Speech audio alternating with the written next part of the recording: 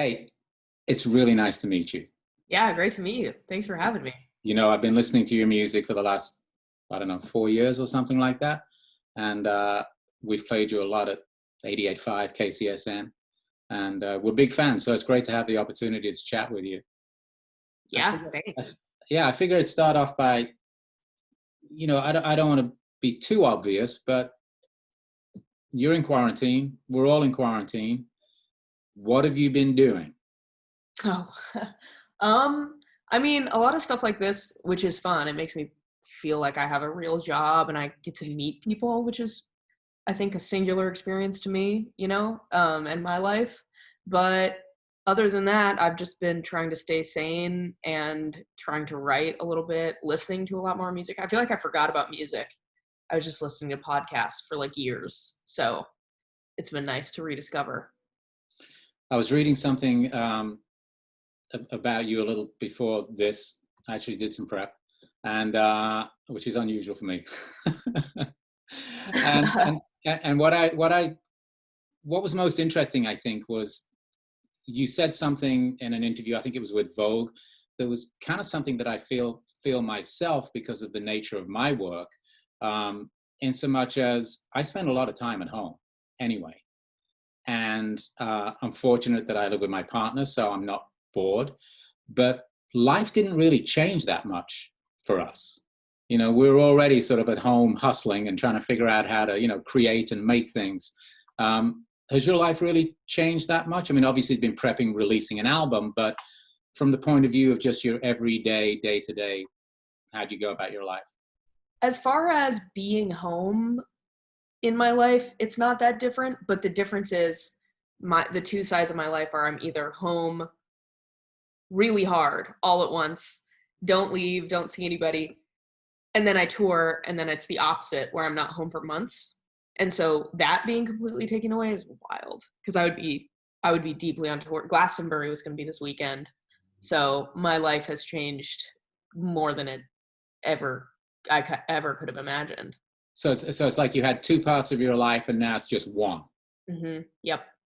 How do you feel about not being able to play out right now?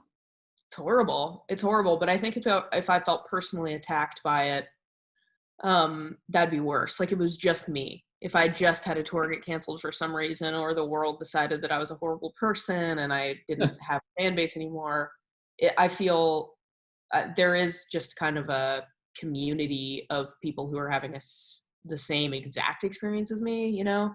Fiona Apple just put out a record. All my musician friends can kind of commiserate with me on a similar level, which is nice. What's the weirdest thing you've done in quarantine? What's the weirdest thing you bought online? Uh, Weirdest thing I bought online. A treadmill. I bought a treadmill, and it's coming really in handy because it just got to the point where those first couple weeks, I think people in LA thought it was a vacation that was happening. Now that's kind of happening again, but um, it was just no masks. Every hiking trail was just inundated with people. And I was like, that's not smart. I have to stay in my house and learn how to like the treadmill. And now I love it, but I got a notification on my phone the other day, and it's half of it is interviews, half of it is talking to my friends all day and trying to stay connected. But I got a notification that my screen time is up to 7 hours a day on my cell phone. I get it.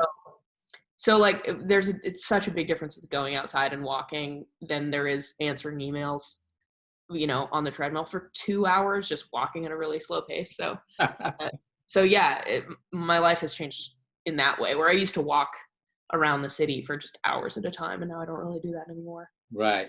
And obviously you discovered Zoom probably the same time as everybody else in the world. Oh yeah, I mean, my learning how to use the internet and engineer myself, it was a very public learning experience because I did some Instagram lives and I couldn't get the microphone to work, or the internet was really bad and I had to get a new internet router. I think if quarantine started today, I'd be genius at it, but at the beginning there was a big learning curve. Yeah, I think everybody was trying to figure out, especially with the live broadcast, when everybody at the beginning, whether they're DJs, artists, trying to figure out how can I just reach out to my people because I feel stuck at home. And then, I mean, I've been around my partner trying to figure it out, and setting up, you know, phones and trying to figure out how to actually, it's a nightmare. But once you've got it down and you can hit the road running with it now, I guess. Yeah. Yeah. But the songs on Punisher, I haven't heard the whole album. I've heard a couple of songs that we've been playing. But I will tell you that I was talking to a mutual friend a little earlier on, Tony Berg. The best.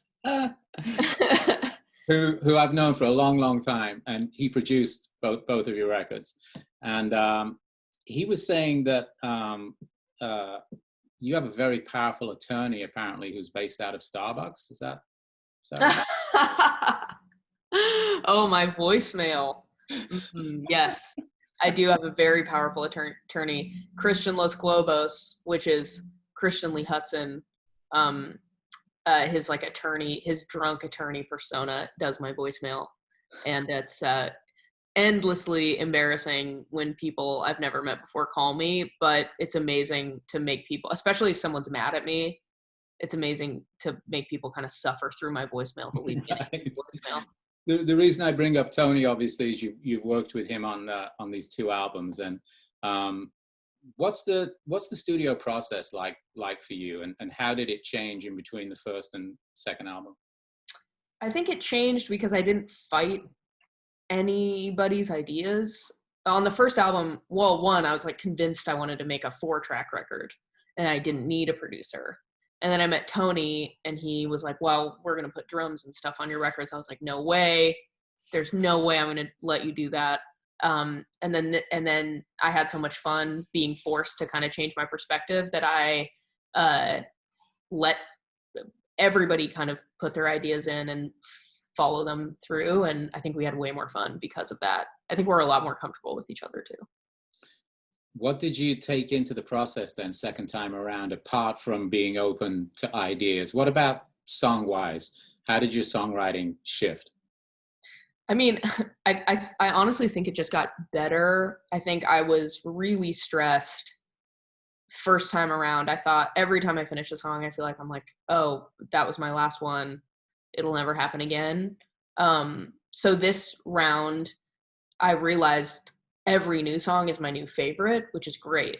And I just kind of got used to writing. But yeah, it was hard to make the first record. I remember playing this song for Tony. He really didn't like it. And I was like, well, oh no, well, that was my last good idea. I guess, I guess we're done here. And then it was getting kind of late and there was this kind of awkward, like, do you want dinner? It was when his studio was still at his house and we were talking and I was like, I guess I have this one other idea that I've never even played all the way through, and I played it for him and it's the first song on my first album. Cause he was like, what? Like, how were you hiding this from me? I had my priorities all out of whack where I didn't know really what my good songs were. And I think this round, I think they're just better. I relate to them more because they're more recent. What's the songwriting process like for you? I mean, what comes first? Is it a melody? Is it a lyric? How do you write? It can be both. I feel like melody is where it really starts, but then I'll kind of go through my notes on my phone where I have just random, basically like really emo tweets in my app. And I'll try to throw as many of them in as possible. But yeah, my favorite feeling is when I've written a bunch of lyrics like that and just started a melody and it seems like I've written a song in like a half hour, but it's not true. I've been working on it forever. Just didn't realize it was all the same thing. Are the songs on this album more observational or more personal? Definitely personal. I think it's hard for me to, I think both. Like, I think I am the observer and I'm deeply affecting the storyline with my opinions the whole time, but it is kind of just me watching things happening. Yeah, like I don't typically do a lot of character study or try to pretend to be somebody else. So how have you changed in the last 3 years? I think for the most part, just getting comfortable with myself, with a style, liking my own music, knowing what it sounds like, getting comfortable on tour. Yeah, I don't know. I just feel so much more comfortable. Like the first album ended in tears. We all got in a huge fight. And this album, it took so long. It took like a year. I was on and off tour. And there were Tony has a lot of ridiculous videos of me like jumping up and down while we were recording out of excitement. We didn't get in one fight. So yeah, I just think we're all more comfortable with each other, and I'm more comfortable. You know, when you were writing these songs, I was just thinking about what you said first time around when he was like, no, I want to hear drums on this, or, you know, additional instrumentation. And I know him. I know he'll throw the kitchen sink at it to find what works. I'm interested to know if when you were writing these songs, if you were hearing drums or if you were hearing other instruments. No, I was, when I was writing this record, definitely. I went into it saying, I'm so excited to hear. Yeah, I'm so excited to hear what Tony throws at this. But yeah, I had a lot more production ideas. Like the last song on the record is this kind of giant metal song. Definitely heard that when I was writing it. The first song on the record has my tour manager Jeroen on it. I thought he's a, you know, giant Dutchman, and I thought his voice would sound really cool.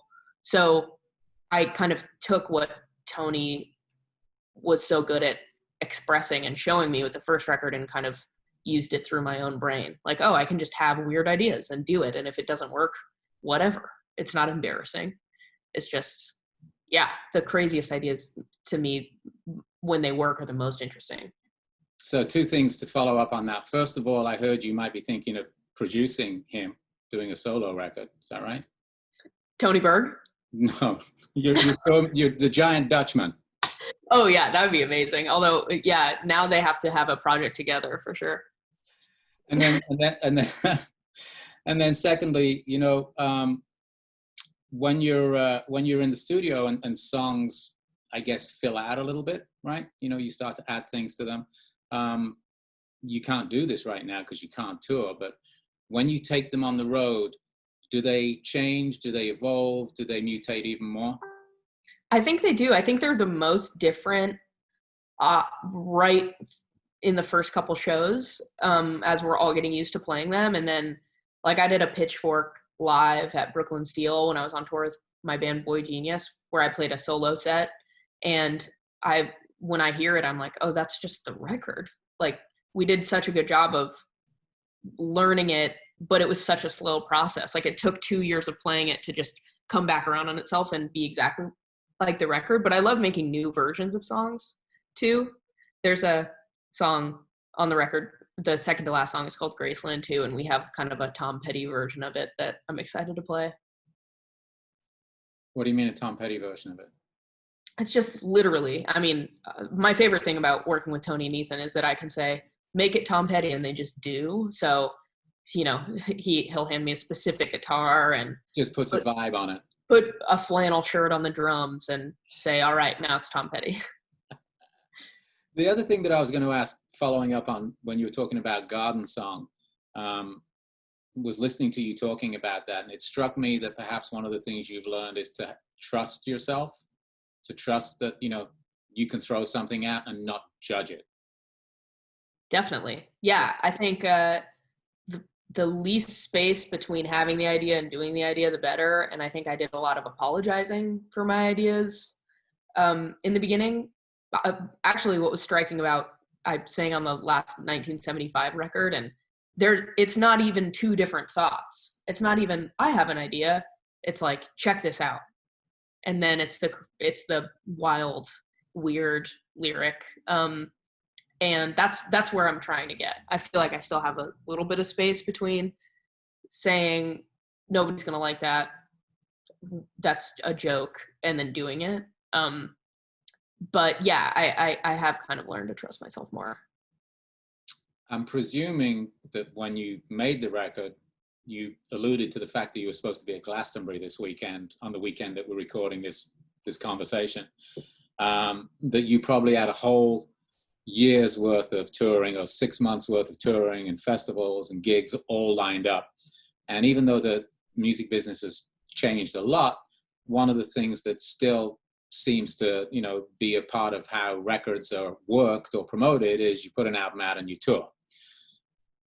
How strange is it to be releasing a record right now and not being able to do that?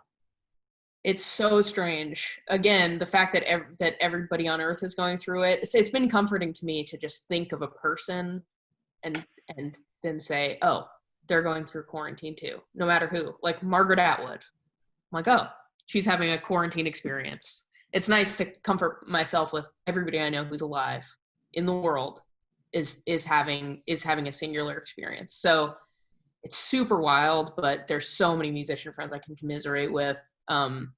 But yeah, like in 2 months, I'll probably be done with album press and have to come up with something else to do. And I don't know, maybe cool records will come out of this year, you know? Yeah, I'm sure. Well, look, I mean, I know a few people as well who are just busily creating and, you know, trying not to judge what they're making in quarantine because, you know, people are trying new things, right? People are learning how to produce themselves, you know? Right.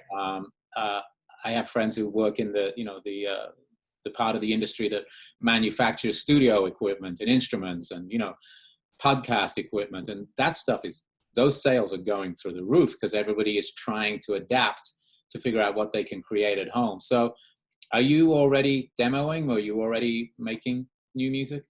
Yeah, totally. I'm trying. I you know, green screens were on back order for like weeks at the beginning of quarantine. Have you been thinking about making your own videos? Well, we did. My brother has a green screen and he just started getting a bunch of calls of people asking to use it. So yeah, just trying to make fun stuff. I've done some interesting late night choices, like for James Corden, I sang in a car. So yeah, I heard about that. yeah, I feel like I'm just trying to do like the low rent version of being a musician. It sounded a lot of fun from what I heard. You know, we do the morning show here, and my partner on the morning show, Jet, was telling me that she'd seen it, and like you just walked out into your car on the phone and carried on the interview in the car, which I think is fantastic. But yeah, you know, creating and trying to come up with new ways to keep ourselves busy, I guess. So the album's out. You're going to do things like this.